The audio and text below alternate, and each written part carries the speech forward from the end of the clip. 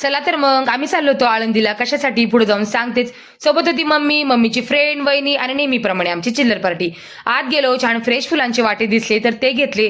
बाकीचे सगळं ओटीचं सामान मम्मी घरूनच घेऊन आली होती, तर तिने लगेच ओट्या भरायला घेतल्या आणि छान असं ताट तयार केलं. आता कशासाठी आलो होतो ते सांगते. आमच्या इकडे अधिक महिन्यामध्ये इंद्रायणी नदीला छान असे धोंडे सोडतात आणि प्रत्येक देवाला ते आम्ही धोंडे वाहतो.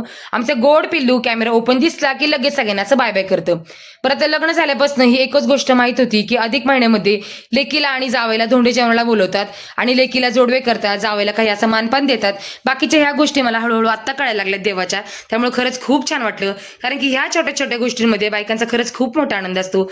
इंद्रायणी नदीमध्ये सगळ्यांनी ओट्या सोडल्या, छान दिवे सोडले, महादेवाचं दर्शन घेतलं आणि लगेच माऊलींच्या दर्शनाला गेलो. तिथं जाऊन बत्ताशे घेतले, थोडा प्रसाद घेतला, आत गेलो.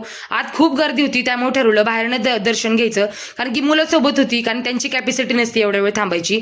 आत निवांत बसलो, सगळ्यांनी एकमेकीला हळदी कुंकू लावलं आणि छान धोंडे खायला दिले. बरं, ह्या महिन्यात भगवान विष्णूच्या उपासनेसाठी अत्यंत पवित्र मानला जातो. या काळात दान, धर्म, जप आणि उपास धरला की खरंच विशेष फळ मिळतं. बरं, माऊलींचं दर्शन आतमध्ये जाऊन तर काही झालंच नाही, बाहेरनच केलं. त्यामुळे खरंच खूप प्रसन्न वाटलं. खूप भूक लागली होती, त्यामुळे सगळ्यांनी बाहेर जाऊन नाश्ता केला. बरं, हा व्हिडिओ तुम्ही जर पाहिला असेल तर व्हिडिओला लाईक करा, शेअर करा, कमेंट करा, सबस्क्राईब करायला विसरू नका. भेटूया पुन्हा अशाच ब्लॉगमध्ये. तोपर्यंत बाय.